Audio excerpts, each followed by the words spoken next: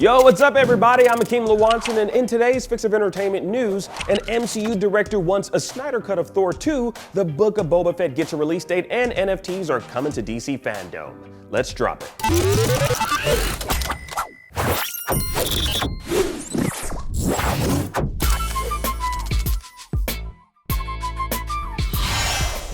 Director Zack Snyder might have just started a trend with his 4-hour-long epic director's cut of Justice League. The director behind Thor: The Dark World, Alan Taylor, recently spoke with Inverse and expressed interest in returning to put together a director's cut of his Marvel sequel.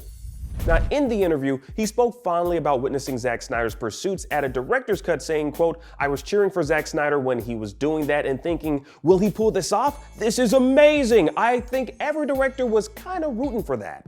I would love to. I mean to. Can you imagine that? They give me however many millions of dollars they gave him to go back in?"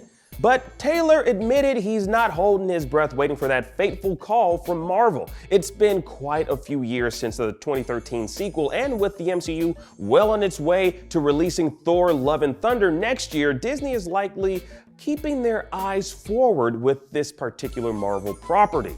Taylor went on to talk about the parallels between what happened to his original vision of Thor 2 and what audiences actually saw in the final product, saying the studio decided to step in and change direction after initially bringing him on board. It was apparently post-production decisions that ultimately changed the narrative and tone of the Marvel film, according to Taylor. Now, continuing the interview, Taylor states how the process was less than fun for him and how, quote, "Kevin Feige has got an empire he's running and things have to be changed to fit into other things. My regret was that the movie that got released was changed quite a bit in a way that I couldn't shape really. I mean, I shot all the material that we put in the movie, but we set out to make one movie and then major plot points were reversed in post. It's not the ideal way to work." So it sounds like there's definitely enough material out there for an actual Alan Taylor cut to happen, but I wonder if there's enough interest amongst Marvel fans to rally together and make something similar to the hashtag Release the Snyder Cut movement a thing for Thor: The Dark World.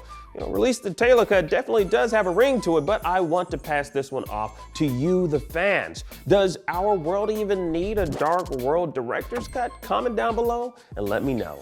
In other news, Star Wars: The Book of Boba Fett has a release date. Yay! Disney revealed in this tweet that the new entry into the Star Wars universe will be premiering on Disney Plus later this year, December 29th. The Book of Boba Fett is set within the timeline of The Mandalorian and is expected to tide fans over until The Mandalorian returns in its 3rd season.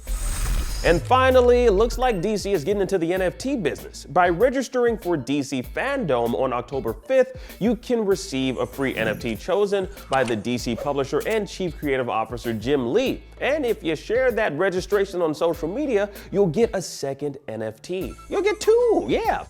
The NFTs will include characters like Batman, Superman, Green Lantern, and Harley Quinn, with comic book covers in 3 levels of rarity.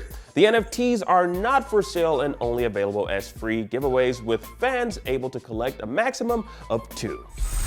Pretty cool, I guess, if you're into collecting digital representations of real-world items. Yeah, definitely check it out then. And that was your entertainment fix for today. I'm Akeem Lawanson. Thank you all so much for watching, as always. Now that you're all caught up on the news, check out this video of our first look at Ellie and Joel in HBO's The Last of Us. Download the IGN app on all your devices, and for everything else, keep it locked right here on IGN.